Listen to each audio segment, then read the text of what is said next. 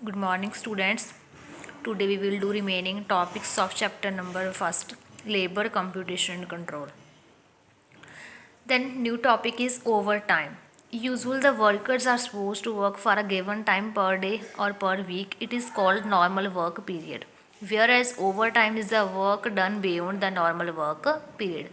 ਤੁਹਾਨੂੰ ਸਭ ਨੂੰ ਪਤਾ ਹੀ ਹੈ ਕਿ ਓਵਰਟਾਈਮ ਕੀ ਹੁੰਦਾ ਵੀ ਜਦੋਂ ਆਪਾਂ ਨਾਰਮਲ ਪੀਰੀਅਡ ਤੋਂ ਅਬਵ ਕੰਮ ਕਰਦੇ ਹਾਂ ਤਾਂ ਆਪਾਂ ਉਸ ਦੇ ਲਈ ਕੀ ਕਰਦੇ ਹਾਂ, ਕੁਛ ਐਕਸਟਰਾ ਡਿਮਾਂਡ ਕਰਦੇ ਹਾਂ ਕਿ ਸਾਨੂੰ ਕੁਛ ਐਕਸਟਰਾ ਪੇ ਕਰੋ ਓਵਰ ਟਾਈਮ ਦੇ ਲਈ, ਤਾਂ ਆਪਾਂ ਉਸਨੂੰ ਕੀ ਕਹਿ ਸਕਦੇ ਹਾਂ, ਓਵਰ ਟਾਈਮ ਔਰ over work. Then over time is paid at a higher rate. ਆਪਾਂ ਨੂੰ ਪਤਾ ਵੀ ਜੇ ਕੋਈ ਨਾਰਮਲ ਤੋਂ ਅਬਵ ਵਰਕ ਕਰ ਰਿਹਾ ਤਾਂ ਆਪਾਂ ਉਸਨੂੰ ਕੀ ਕਰਾਂਗੇ, ਕੁਛ ਐਕਸਟਰਾ ਪੇ ਕਰਾਂਗੇ, ਅਤੇ ਜਿਹੜਾ ਉਹ ਐਕਸਟਰਾ ਪੇ ਕਰਦੇ ਆ ਨਾ ਉਹ ਹਾਇਰ ਰੇਟ 'ਤੇ ਪੇ ਕਰਦੇ ਆ। ਕਿਉਂਕਿ ਉਸਨੂੰ ਰਿਵਾਰਡ ਦੀ ਫਾਰਮ ਦੇ ਵਿੱਚ ਆਪਾਂ ਕੁਛ ਦੇ ਰਹੇ ਹਾਂ। Then over time comes at late hours when fatigue has set in and worker efficiency will not be as much as it was during normal time. ਆਪਾਂ ਨੂੰ ਪਤਾ ਹੈ ਕਿ ਓਵਰ ਟਾਈਮ ਦੇ ਵਿੱਚ ਜਿਹੜਾ ਵਰਕਰ ਹੈ ਉਸਦੀ ਐਫੀਸ਼ੀਐਂਸੀ ਜਿਹੜੀ ਨਾਰਮਲ ਪੀਰੀਅਡ ਹੈ ਉਸ ਤੋਂ ਕਿਤੇ ਥੋੜ੍ਹੀ ਘੱਟ ਹੁੰਦੀ ਹੈ, ਕਿਉਂਕਿ ਉਹ ਆਪਣੇ ਆਪ ਨੂੰ ਜ਼ਿਆਦਾ ਵਰਕ ਹੈ ਜਿਹੜਾ ਉਹ ਡਿਮਾਂਡ ਕਰ ਰਿਹਾ ਹੈ। Then worker will adopt the habit of postponing the work to be done in overtime just to earn more wages. ਆਪਾਂ ਨੂੰ ਪਤਾ ਹੈ ਕਿ ਜੇ 1 ਘੰਟੇ ਦੇ ਵਿੱਚ ਕਿਸੇ ਨੇ 100 ਯੂਨਿਟਸ ਪ੍ਰੋਡਿਊਸ ਕਰਨੀਆਂ ਹੀ ਕਰਨੀਆਂ ਨੇ, ਬਟ ਅਨਦਰ ਸਾਈਡ ਉਸਨੂੰ ਇਹ ਵੀ ਪਤਾ ਲੱਗ ਰਿਹਾ ਹੈ ਕਿ ਓਵਰ ਟਾਈਮ ਦੇ ਨਾਲ ਮੈਨੂੰ ਐਕਸਟਰਾ ਮਿਲੇਗਾ ਇਹਦੇ ਉੱਪਰ, ਤਾਂ ਉਹ ਵਰਕ ਨੂੰ ਕੀ ਕਰੀ ਜਾਏਗਾ, ਪੋਸਟਪੋਨ ਕਰੀ ਜਾਏਗਾ ਕਿ ਮੈਂ ਵਰਕ ਨੂੰ ਮੈਕਸੀਮਮ ਟੂ ਮੈਕਸੀਮਮ ਵਰਕ ਜਿਹੜਾ ਮੇਰਾ ਉਹ ਓਵਰ ਟਾਈਮ ਦੇ ਵਿੱਚ ਹੋਵੇ। ਕਿਉਂਕਿ ਉਸ ਟਾਈਮ ਪੀਰੀਅਡ ਦੇ ਵਿੱਚ ਜਿਹੜੀਆਂ ਮੈਨੂੰ ਪੇ ਰੇਟ ਆ ਉਹ ਕੀ ਹੋਏਗਾ, ਜ਼ਿਆਦਾ ਮਿਲੇਗਾ। ਤਾਂ ਇੱਕ ਹੈਬਿਟ ਬਣ ਜਾਂਦੀ ਹੈ ਇੰਪਲੋਈ ਨੂੰ। Then expenses like lighting, cost of supervision, wear tear of machinery, ਇਹ ਵੀ ਕੀ ਹੋਣਗੇ, ਡਿਸਪ੍ਰਪੋਰਸ਼ਨੇਟਲੀ ਚੱਲਣਗੇ। ਕਿਉਂਕਿ ਓਵਰ ਟਾਈਮ ਕਰਕੇ ਸਾਰਾ ਕੁਛ ਕੀ ਹੋ ਜਾਂਦਾ, ਮਿਸਮੈਚ ਹੋ ਜਾਂਦਾ। ਤਾਂ ਕੀ ਹੋਣਾ ਚਾਹੀਦਾ, ਇੱਕ ਕੰਟਰੋਲ ਹੋਣਾ ਚਾਹੀਦਾ ਓਵਰ ਟਾਈਮ ਵਰਕ ਦੇ ਲਈ, ਪ੍ਰੋਪਰ ਕੰਟਰੋਲ ਸਿਸਟਮ ਹੋਣਾ ਚਾਹੀਦਾ। ਓਵਰ ਟਾਈਮ ਵਰਕ ਹੈ ਜਿਹੜਾ ਉਹ ਪ੍ਰੀਪੇਅਰ ਕਰ ਲੈਣਾ ਚਾਹੀਦਾ ਜਸਟੀਫਿਕੇਸ਼ਨ ਦੇ ਲਈ, ਕਿ ਜਦੋਂ ਵੀ ਆਪਣਾ ਜਿਹੜਾ ਵਰਕ ਹੈ ਉਹ ਸਟਾਰਟ ਹੋਵੇ ਆਪਾਂ ਉਸਨੂੰ ਸਭ ਤੋਂ ਪਹਿਲਾਂ ਹੀ ਕੀ ਕਰ ਲਈਏ, ਜਜਮੈਂਟ ਲਗਾ ਲਈਏ। Then actual rate of output per are achieve during the overtime period shall be compared with normal rate. ਵੀ ਜੇ ਆਪਾਂ ਨਾਰਮਲ ਪੀਰੀਅਡ ਦੇ ਵਿੱਚ ਦੇ ਰਹੇ ਹਾਂ ਇੰਪਲੋਈ ਨੂੰ ਤਾਂ ਕਿੰਨਾ ਪੇ ਆਊਟ ਕਰ ਰਹੇ ਹਾਂ, ਅਤੇ ਓਵਰ ਟਾਈਮ ਦੇ ਵਿੱਚ ਕਿੰਨਾ ਕਰ ਰਹੇ ਹਾਂ, ਉਸਦੀ ਕੀ ਹੋਣੀ ਚਾਹੀਦੀ ਹੈ, ਇੱਕ ਕੰਪੈਰੇਬਿਲਿਟੀ ਹੋਣੀ ਚਾਹੀਦੀ ਹੈ ਉਸਦੇ ਇੰਪਲੋਏ ਦੇ ਦੁਆਰਾ, ਇੰਪਲੋਇਰ ਦੇ ਦੁਆਰਾ। ਦੈਨ ਪੀਰੀਓਡਿਕਲੀ ਰਿਪੋਰਟਸ ਪ੍ਰੀਪੇਅਰ ਕਰਨੀਆਂ ਚਾਹੀਦੀਆਂ ਨੇ ਓਵਰ ਟਾਈਮ ਦੇ ਲਈ। ਦੈਨ ਇੱਕ ਇਲਸਟ੍ਰੇਸ਼ਨ ਨੰਬਰ 9th ਹੈ, ਇਹ ਆਈ ਥਿੰਕ ਤੁਸੀਂ ਕਰ ਲਈ ਹੋਣੀ, ਜੇ ਨਹੀਂ ਕੀਤਾ ਇੱਕ ਵਾਰ ਟਰਾਈ ਕਰ ਲਓ, ਇਹਦੇ ਵਿੱਚ ਕੁਛ ਹੈ ਨਹੀਂ ਸਮਝਾਉਣ ਵਾਲਾ। ਦੈਨ ਨੈਕਸਟ ਟੋਪਿਕ ਆਪਣਾ ਆਊਟ ਵਰਕਰ। ਆਊਟ ਵਰਕਰਸ ਕੀ ਹੁੰਦੇ ਨੇ, ਕਹਿੰਦੇ ਵੀ ਆਊਟ ਵਰਕਰ ਇਹ ਹੁੰਦਾ ਵੀ ਜਦੋਂ ਜਿਹੜਾ ਕੁਛ ਪੋਰਸ਼ਨ ਆਫ ਵਰਕਰ ਹੈ ਇੰਟਰਨਲ ਇੰਪਲੋਈ ਦੁਆਰਾ ਉਹ ਪੋਸੀਬਲ ਨਹੀਂ ਰਹਿੰਦਾ ਕਰ ਪਾਉਣਾ, ਤਾਂ ਕੁਛ ਕੁ ਟਾਈਮ ਪੀਰੀਅਡ ਦੇ ਲਈ ਜਾਂ ਕੁਛ ਕੁ ਵਰਕਰ ਦੇ ਲਈ ਆਪਾਂ ਕੀ ਕਰ ਲੈਂਦੇ ਹਾਂ, ਆਊਟਸਾਈਡਰ ਇੰਪਲੋਇਜ਼ ਨੂੰ ਅਪੁਆਇੰਟ ਕਰ ਲੈਂਦੇ ਹਾਂ। ਆਪਾਂ ਉਹਨਾਂ ਵਰਕਰਸ ਨੂੰ ਕੀ ਕਹਿੰਦੇ ਹਾਂ, out workers. Certain portion of work are performed by worker at their own premises, ਆਪਣੇ ਬਿਹਾਫ 'ਤੇ ਕਰਦੇ ਨੇ ਉਹ। Such type of workers are known as out worker. Out workers take material from the factory and make finished article at their own premises with their own tools। Means ਜਦੋਂ ਕੋਈ worker ਹੈ ਜਿਹੜਾ ਉਹ ਉਸਦਾ ਜਿਹੜਾ ਫੈਕਟਰੀ ਨਾਲ ਹੈ ਕੋਈ ਦੇਣਾ ਲੈਣਾ ਹੈ ਨਹੀਂ, ਕੋਈ ਰਿਲੇਸ਼ਨ ਨਹੀਂ ਹੈਗਾ, ਉਹ ਆਪਣੇ ਬਿਹਾਫ 'ਤੇ ਕੀ ਕਰ ਰਿਹਾ, ਆਪਣੇ ਪ੍ਰਿੰਸਿਸ ਨੂੰ ਲਗਾ ਕੇ ਆਪਣੀਆਂ ਟੂਲਸ ਐਂਡ ਟੈਕਨੀਕਸ ਨੂੰ ਲਗਾ ਕੇ ਕੋਈ ਪ੍ਰੋਡਕਟ ਜਿਹੜਾ ਮੈਨੂਫੈਕਚਰ ਕਰ ਰਿਹਾ, ਤਾਂ ਉਹ ਕਿਹੜੇ ਵਰਕਰਸ ਨੇ, ਆਊਟ ਵਰਕਰਸ। ਦੈਨ ਕੁਛ ਪੁਆਇੰਟਸ ਜਿਹੜੇ ਆਪਾਂ ਨੂੰ ਕੰਸੀਡਰ ਕਰਨੇ ਚਾਹੀਦੇ ਨੇ ਜਦੋਂ ਆਊਟ ਵਰਕਰਸ ਜਿਹੜੇ ਉਹ ਐਂਟਰ ਕਰ ਜਾਂਦੇ ਨੇ। ਫਸਟ ਕੀ ਹੈ, all the material drawn from the store are accounted for. ਕਿੰਨਾ ਉਹਨਾਂ ਨੇ ਮਟੀਰੀਅਲ ਲਿਆ ਸਟੋਰ ਤੋਂ, ਉਹ ਸਾਰਾ ਕੀ ਹੋਣਾ ਚਾਹੀਦਾ, ਰਿਕਾਰਡ ਕਰਨਾ ਚਾਹੀਦਾ, ਅਕਾਊਂਟਡ ਹੋਣਾ ਚਾਹੀਦਾ। ਕੁਆਲਿਟੀ ਫਿਨਿਸ਼ਡ ਗੁੱਡਸ ਦੀ ਚੈੱਕ ਕਰੋ, ਜੇ ਕੁਛ ਵੀ ਡਿਫੈਕਟਿਵ ਨੇ ਤਾਂ ਉਹਨਾਂ ਨੂੰ ਕੀ ਕਰੋ, ਰਿਜੈਕਟ ਕਰੋ। Then delivery of output should be within the time stipulated, ਜਿੰਨਾ ਟਾਈਮ ਗਿਵਨ ਹੈ ਉਸ ਦੇ ਅੰਦਰ ਕੀ ਹੋਣੀ ਚਾਹੀਦੀ ਹੈ, ਡਿਲੀਵਰੀ ਹੋਣੀ ਚਾਹੀਦੀ ਹੈ। ਨੈਕਸਟ ਟੋਪਿਕ ਹੈ ਆਪਣਾ ਕੌਜ਼ੂਅਲ worker. Every business house keeps a regular labor force to meet its requirements, but sometime due to extra work additional workers have to be employed for few days or hours। such worker is known as causal worker।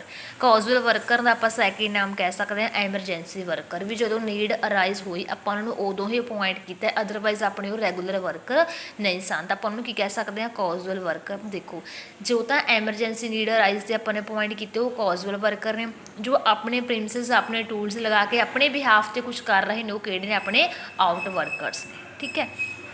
Then next ਹੈ payroll department. Payroll department ਦਾ meaning ਕੀ ਹੈ, ਵੀ ਇਸ department ਨੇ ਕੀ ਕਰਨਾ, ਸਿਰਫ wages ਅਤੇ salaries ਦਾ ਹੀ record ਰੱਖਣਾ। To maintain a record of job classification department and wage rate, ਕਿਹੜੇ ਡਿਪਾਰਟਮੈਂਟ ਦੀ ਕਿਹੜੀ ਜੋਬ 'ਤੇ ਕੀ ਪੇ ਰੇਟ ਹੈਗਾ। Then to verify and to summarise the time of each worker, ਜਿੰਨਾ ਵੀ ਮੈਂਸ਼ਨ ਕੀਤਾ ਗਿਆ ਟਾਈਮ ਕਾਰਡ ਦੇ ਉੱਪਰ ਉਸ ਨੂੰ ਮੈਚ ਕਰਨਾ ਹਰ ਇੱਕ ਇੰਪਲੋਏ ਦੀ ਟਾਈਮ ਦੇ ਨਾਲ, ਮੀਨਸ ਇਨਗੋਇੰਗ ਅਤੇ ਆਊਟਗੋਇੰਗ ਜਿਹੜਾ ਟਾਈਮ ਹੈ ਚੈੱਕ ਆਊਟ ਕਰਨਾ। To calculate the wages due to each worker, ਜੇ ਕਿਸੇ ਵਰਕਰ ਦੀਆਂ ਜੇ ਵੇਜਸ ਪੈਂਡਿੰਗ ਪਈਆਂ ਨੇ ਜਾਂ ਕਿਸੇ ਨੂੰ ਐਡਵਾਂਸ 'ਚ ਪੇ ਕੀਤੇ ਨੇ ਤਾਂ ਉਹ ਸਾਰਾ ਰਿਕਾਰਡ ਕਿਸ ਚੀਜ਼ ਨੇ ਕਰਨਾ ਹੈ, ਕਿਸ ਡਿਪਾਰਟਮੈਂਟ ਨੇ ਕਰਨਾ ਹੈ, ਪੇਰੋਲ ਡਿਪਾਰਟਮੈਂਟ ਨੇ। ਦੈਨ ਵੇਜ ਸ਼ੀਟ ਨੂੰ ਪ੍ਰੀਪੇਅਰ ਕਰਨਾ, ਪਰਮਾਨੈਂਟ ਪੇਰੋਲ ਰਿਕਾਰਡ ਪ੍ਰੀਪੇਅਰ ਕਰਨਾ, ਡਿਸਟਰੀਬਿਊਟ ਕਰਨਾ wages and salary, sorry responsibility ਕਿਸ ਦੀ ਹੈ, ਪੇਰੋਲ ਡਿਪਾਰਟਮੈਂਟ ਦੀ ਹੈ। ਨੈਕਸਟ ਇਲਸਟ੍ਰੇਸ਼ਨ ਨੰਬਰ ਜਿਹੜੀ 10th ਹੈ ਉਹ ਇੰਨੀ ਇੰਪੋਰਟੈਂਟ ਨਹੀਂ ਹੈਗੀ, ਬਟ ਇੱਕ ਵਾਰ ਟਰਾਈ ਕਰ ਲਿਓ, ਤੁਸੀਂ ਕਰਨੀ ਹੋ ਕੋਈ ਡਾਊਟ ਹੈ ਤਾਂ ਪੁੱਛ ਲਿਓ, ਸਕਿਪ ਕਰ ਸਕਦੇ ਹੋ ਕਿਉਂਕਿ ਇੰਪੋਰਟੈਂਟ ਨਹੀਂ ਹੈਗੀ ਬਿਲਕੁਲ ਵੀ। ਨੈਕਸਟ ਇਲਸਟ੍ਰੇਸ਼ਨ ਨੰਬਰ 11th, ਇਸ ਦੇ ਵਿੱਚ ਆਪਾਂ ਨੇ ਕੇਵਲ ਕੀ ਗਿਵਨ ਹੈ, labour cost per R find out ਕਰਨੀ ਹੈ। ਆਪਾਂ ਕੋਲੇ ਵੇਜਸ ਨੇ, ਕਿੰਨਾ ਬੋਨਸ ਪੇ ਹੋ ਰਿਹਾ ਹੈ, ਕਿੰਨਾ ਉਹ ਕੰਟਰੀਬਿਊਟ ਕਰ ਰਿਹਾ, ਕਿਹੜੇ ਫੰਡ ਦੇ ਵਿੱਚ ਕਿੰਨਾ ਕੰਟਰੀਬਿਊਟ ਕਰ ਰਿਹਾ ਹੈ, days, each and everything is given in this question. Firstly ਆਪਾਂ ਨੂੰ ਕੀ ਚਾਹੀਦਾ ਹੈ, ਵੇਜਸ ਚਾਹੀਦੇ ਨੇ। ਵੇਜਸ ਆਪਾਂ ਨੂੰ ਗਿਵਨ ਨੇ, if a worker is paid ₹200 per month, ਤਾਂ 200 ਕੀ ਨੇ ਉਸਦੀਆਂ ਵੇਜਸ ਨੇ। ਅਤੇ ਐਡੀਸ਼ਨ ਟੂ ਡੀਅਰੈਂਸ ਅਲਾਇੰਸਿਸ ਕਿੰਨਾ, 50 ਪਰ ਮੰਥ ਹੈ, ਤਾਂ ਆਪਾਂ ਕੀ ਕੀਤਾ, ਡੀਅਰੈਂਸ ਅਲਾਇੰਸ ਵੀ ਕੀਤਾ ਕਿੰਨਾ, ₹50 ਐਡ ਕੀਤੇ। Then he is entitled to bonus 10% on wages. ਹੁਣ ਦੇਖੋ ਵੇਜਸ ਤਾਂ ਉਸਦੀਆਂ 200 ਹੀ ਨੇ ਨਾ, ਆਪਾਂ ਡੀਅਰੈਂਸ ਅਲਾਇੰਸ ਨੂੰ ਐਡ ਅਪ ਨਹੀਂ ਕਰ ਸਕਦੇ, 250 ਕਰਕੇ ਉਸ ਦਾ 10% ਨਹੀਂ ਕਰ ਸਕਦੇ, ਕਿਉਂਕਿ ਡੀਅਰੈਂਸ ਅਲਾਇੰਸ ਜਿਹੜੀ ਇੱਕ ਐਕਸਟਰਾ ਸਰਵਿਸ ਹੈ, ਜਿੰਨਾ ਵੇਜਸ ਹੈ ਉਸ ਦਾ 10% ਹੀ ਕਰ ਸਕਦੇ ਆਪਾਂ ਬੋਨਸ ਦੀ ਫਾਰਮ ਦੇ ਵਿੱਚ। ਐਡ ਆਪਾਂ ਟੋਟਲ ਕਰ ਸਕਦੇ ਹਾਂ ਬਟ ਉਸ ਦਾ 10% ਨਹੀਂ ਕਰ ਸਕਦੇ, 10% ਆਪਾਂ ਕਰਾਂਗੇ ਵੇਜਸ ਦਾ। ਤਾਂ ਬੋਨਸ ਕਿੰਨਾ, 10% ਆਫ ਵੇਜਸ ਹੈ, 200 ਦਾ ਆਪਾਂ ਕੀ ਕਰਾਂਗੇ 10%, ਕਿੰਨਾ ਆ ਜਾਏਗਾ ਬੋਨਸ, ₹20। ਉਸ ਤੋਂ ਬਾਅਦ ਉਹ ਕੰਟਰੀਬਿਊਟ ਕਰ ਰਿਹਾ ਹੈ 8 into 1.3% of wages towards contribution fund and 1% toward employee stock improvement schemes, ESI schemes ਦੇ ਵਿੱਚ ਕਰ ਰਹੇ ਹੋ 1%। ਤਾਂ ਆਪਾਂ ਕੀ ਕਰਾਂਗੇ, ਸਭ ਤੋਂ ਪਹਿਲਾਂ ਤਾਂ 8 into 1.3% ਕਰਾਂਗੇ ਵੇਜਸ ਦਾ, ESI ਸਕੀਮ ਦੇ ਲਈ ਕਿੰਨਾ ਕਰ ਰਹੇ ਹੋ 1%।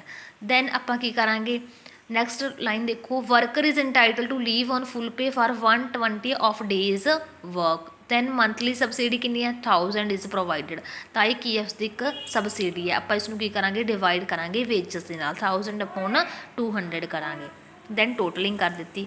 ਉਸ ਤੋਂ ਬਾਅਦ ਆਪਾਂ ਵਰਕਿੰਗ ਆਵਰਸ ਦੇਖ ਲਾਂਗੇ ਕਿ ਵੀ ਕਿੰਨੇ ਇੱਕ ਮੰਥ ਦੇ ਵਿੱਚ ਲਗਾ ਰਿਹਾ, ਕਿੰਨੇ ਡੇਜ਼ ਦੇ ਵਿੱਚ ਲਗਾ ਰਿਹਾ। ਆਪਾਂ ਨੂੰ ਕਿੰਨਾ ਗਿਵਨ ਹੈ, 1/20 ਫੋਰ ਲੀਵ, ਤਾਂ ਵੇਜਸ ਕਿੰਨੇ ਦੇ ਰਹੇ ਆਪਾਂ ਉਸਨੂੰ 200, ਤਾਂ 200 ਦਾ ਕੀ ਕਰਾਂਗੇ ਆਪਾਂ 1/20 ਕਰਾਂਗੇ। ਉਸ ਤੋਂ ਬਾਅਦ ਕੀ ਗਿਵਨ ਆਪਣੇ ਕੋਲੇ 20% ਕਿਸ ਚੀਜ਼ ਦੇ ਲਈ ਦੇ ਰਿਹਾ, ਉਹ ਨੋਰਮਲ ਰੇਟ ਦੇ ਲਈ। ਲਾਸਟ ਲਾਈਨ ਹੈ, normal idle time amounts to 20%, ਤਾਂ 20% ਕਰ ਦਾਂਗੇ ਇਸ ਦਾ, ਤੇ ਉਹਨੂੰ ਐਟ ਦੀ ਐਂਡ ਆਪਾਂ ਟੋਟਲ ਕਰ ਦਾਂਗੇ, ਤਾਂ ਆਪਣੇ ਕੋਲੇ ਕੀ ਆ ਜਾਏਗੀ, labour cost per hour. Next topic is measures of labour performance and cost. ਕਿਹੜੇ ਕਿਹੜੇ ਮੈਜਰਸ ਹੋ ਸਕਦੇ ਨੇ, ਰੇਸ਼ੋਜ਼ ਜਾਂ ਸਟੈਂਡਰਡਸ ਜਾਂ ਫਿਰ ਡਿਫੈਕਟਿਵ ਪ੍ਰੋਡਕਸ਼ਨ ਦਾ ਕੰਟਰੋਲ। ਸਭ ਤੋਂ ਪਹਿਲਾਂ ਗੱਲ ਕਰਦੇ ਹਾਂ ਰੇਸ਼ੋਜ਼ ਦੀ। ਰੇਸ਼ੋਜ਼ ਦੇ ਵਿੱਚ ਆਪਾਂ ਕੀ ਕੁਛ ਕੈਲਕੂਲੇਟ ਕਰ ਸਕਦੇ ਹਾਂ, ਐਬਸੈਂਟਿਜ਼ਮ ਰੇਟ ਕਰ ਸਕਦੇ ਹਾਂ, labour illness rate, efficiency rate, utilisation rate. ਇਹਨਾਂ ਦੇ ਇੱਕ ਫਾਰਮੂਲਾਜ਼ ਨੇ, like absenteeism rate is equal to number of absentees upon average number of worker. ਜੇ ਆਪਾਂ ਨੇ ਐਬਸੈਂਟਿਜ਼ਮ ਦੀ ਰੇਸ਼ੋ ਕੈਲਕੂਲੇਟ ਕਰਨੀ ਹੈ ਤਾਂ ਉਸ ਦੇ ਲਈ ਆਪਾਂ ਨੂੰ ਕੀ ਪਤਾ ਹੋਣਾ ਚਾਹੀਦਾ ਵੀ ਕਿੰਨੇ ਜਿਹੜੇ ਨੰਬਰ ਆਫ ਐਬਸੈਂਟੀਜ਼ ਨੇ ਅਤੇ ਕਿੰਨੇ ਐਵਰੇਜ ਵਰਕਰਸ ਨੇ, ਤਾਂ ਆਪਣੇ ਕੋਲ ਕੀ ਆ ਜਾਏਗਾ, ਐਬਸੈਂਟਿਜ਼ਮ ਰੇਟ ਆ ਜਾਏਗਾ। ਜੇਕਰ ਆਪਾਂ ਨੇ ਐਕਸੀਡੈਂਟ ਫਰੀਕੁਐਂਸੀ ਰੇਟ ਕੱਢਣਾ ਤਾਂ number of accident upon number of days, ਵੀ ਕਿੰਨੇ ਡੇਜ਼ ਦੇ ਵਿੱਚ ਕਿੰਨੇ ਜਿਹੜੇ ਐਕਸੀਡੈਂਟਸ ਹੋ ਰਹੇ ਨੇ। ਇਲਨੈਸ ਦੇ ਵਿੱਚ ਆਪਾਂ ਕੀ ਕਰਾਂਗੇ ਵੀ ਕਿੰਨੇ ਇਲਨੈਸ ਵਰਕਰਸ ਨੇ ਅਤੇ ਕਿੰਨੇ ਟੋਟਲ ਨੇ, ਤਾਂ ਆਪਾਂ ਨੂੰ ਰੇਟ ਪਤਾ ਲੱਗ ਜਾਏਗਾ। ਲੇਬਰ ਐਫੀਸ਼ੀਐਂਸੀ ਦੇ ਵਿੱਚ ਕਿੰਨੇ ਆਰਸ ਅਲਾਓ ਕੀਤੇ ਨੇ ਅਤੇ ਕਿੰਨੇ ਇੱਕ ਪਰਸਨ ਹੈ ਜਾਂ ਕਿ ਇੰਪਲੋਈ ਉਹ ਐਕਚੁਅਲੀ ਵਰਕ ਕਰ ਰਿਹਾ ਕਿੰਨੇ ਆਰ ਦੇ ਵਿੱਚ। ਯੂਟੀਲਾਈਜੇਸ਼ਨ ਦੇ ਵਿੱਚ ਵੀ ਕਿੰਨੇ ਆਰਸ ਲਗਾ ਰਹੇ ਅਤੇ ਕਿੰਨੇ ਅਵੇਲੇਬਲ ਨੇ, ਤਾਂ ਇੱਕ ਕੀ ਨੇ, ਸਿੰਪਲ ਰੇਸ਼ੋਜ਼ ਨੇ। Next is standard. ਸਟੈਂਡਰਡ ਕੀ ਹੈ, ਇੱਕ ਆਪਣੀ ਪ੍ਰੀ ਪਲੈਨਿੰਗ ਹੁੰਦੀ ਹੈ ਐਡਵਾਂਸ ਦੇ ਵਿੱਚ, ਜਿਸ ਨਾਲ ਆਪਾਂ ਕੀ ਕਰਦੇ ਹਾਂ, ਐਕਚੁਅਲ ਦੀ ਕੰਪੈਰੇਬਿਲਿਟੀ ਕਰਦੇ ਹਾਂ। Determination of standard labour cost will include determination of standard time and standard labour rate. ਕਿੰਨਾ ਆਪਾਂ ਸਟੈਂਡਰਡ ਟਾਈਮ ਫਿਕਸ ਕੀਤਾ ਅਤੇ ਕਿੰਨਾ ਲੇਬਰ ਰੇਟ ਹੈ, ਉਸ ਤੋਂ ਆਪਾਂ ਕੀ ਕਹਿ ਸਕਦੇ ਹਾਂ, standards. Then control of defective production and process losses. ਜਿੰਨੇ ਵੀ ਆਪਣੇ ਡਿਫੈਕਟਿਵ ਪ੍ਰੋਡਕਸ਼ਨ ਲੂਜ਼ਸ ਨੇ ਆਪਾਂ ਉਹਨਾਂ ਨੂੰ ਕੀ ਕਰਾਂਗੇ, ਕੈਲਕੂਲੇਟ ਕਰਾਂਗੇ। ਕਿਸ ਤਰ੍ਹਾਂ ਕਰਾਂਗੇ, ਜੇਕਰ ਐਕਚੁਅਲ ਡਿਫੈਕਟਿਵਸ ਨੇ ਜਿਹੜੇ ਪ੍ਰੋਸੈਸ ਦੇ ਡਿਊਰਿੰਗ ਜ਼ਿਆਦਾ ਹੋ ਰਹੇ ਨੇ ਨੋਰਮਲ ਤੋਂ, ਤਾਂ ਆਪਾਂ ਕੀ ਕਰਾਂਗੇ, ਇੱਕ ਅਨਾਲਿਸਿਸ ਕਰਾਂਗੇ। ਠੀਕ ਹੈ, ਜੇ ਆਪਾਂ ਨੂੰ ਲੋਸਿਸ ਹੋ ਰਹੇ ਨੇ ਆਪਾਂ ਉਹਨੂੰ ਕੀ ਕਰਾਂਗੇ, ਇਸ ਤਰ੍ਹਾਂ ਸੈਗਰੀਗੇਟ ਕਰ ਦੇਵਾਂਗੇ ਕਿ ਜਿਹੜੇ ਲੋਸਿਸ ਨੂੰ ਆਪਾਂ ਕੰਟਰੋਲ ਕਰ ਪਾ ਰਹੇ ਹਾਂ ਅਤੇ ਕਿਹੜੇ ਨੂੰ ਨਹੀਂ ਕੰਟਰੋਲ ਕਰ ਪਾ ਰਹੇ। ਤਾਂ ਜਿਹੜੇ ਅਨਕੰਟਰੋਲੇਬਲ ਨੇ ਉਹਨਾਂ ਨੂੰ ਸਕਿਪ ਕਰਕੇ ਆਪਾਂ ਕਿਸ 'ਤੇ ਫੋਕਸ ਕਰਾਂਗੇ, ਕੰਟਰੋਲੇਬਲ 'ਤੇ ਕਰਾਂਗੇ। ਤਾਂ ਇੱਕ ਇਹੀ ਬੈਨੀਫਿਟ ਹੈ ਕਿਸ ਚੀਜ਼ ਦਾ, ਮੈਜ਼ਰੇਬਿਲਟੀ ਦਾ, ਕਿਸ ਤਰ੍ਹਾਂ ਡਿਫੈਕਟਿਵ ਪ੍ਰੋਡਕਸ਼ਨ ਦੇ ਪ੍ਰੋਸੈਸ ਟੂਲਸ ਦੇ ਥਰੂ ਜਾਂ ਫਿਰ ਲੋਸਿਸ ਦੇ ਥਰੂ। ਤਾਂ ਇਹ ਆਪਣਾ ਚੈਪਟਰ ਸੀ ਲੇਬਰ ਕੰਪਿਊਟੇਸ਼ਨ ਐਂਡ ਕੰਟਰੋਲ। ਤਾਂ ਇਸ ਦੀ ਜਿਹੜੀਆਂ ਮਿਸਲੇਨੀਅਸ ਇਲਸਟ੍ਰੇਸ਼ਨਸ ਨੇ 1 ਬਾਈ 1 ਟਰਾਈ ਕਰ ਲਿਓ ਸਾਰੀਆਂ ਹੀ। ਕੋਈ ਡਾਊਟ ਹੈ ਤਾਂ ਪੁੱਛ ਲਿਓ। ਨੈਕਸਟ ਕਲਾਸ ਦੇ ਵਿੱਚ ਆਪਾਂ ਸੈਕਿੰਡ ਚੈਪਟਰ ਕਰਾਂਗੇ ਸਟਾਰਟ। Thank you.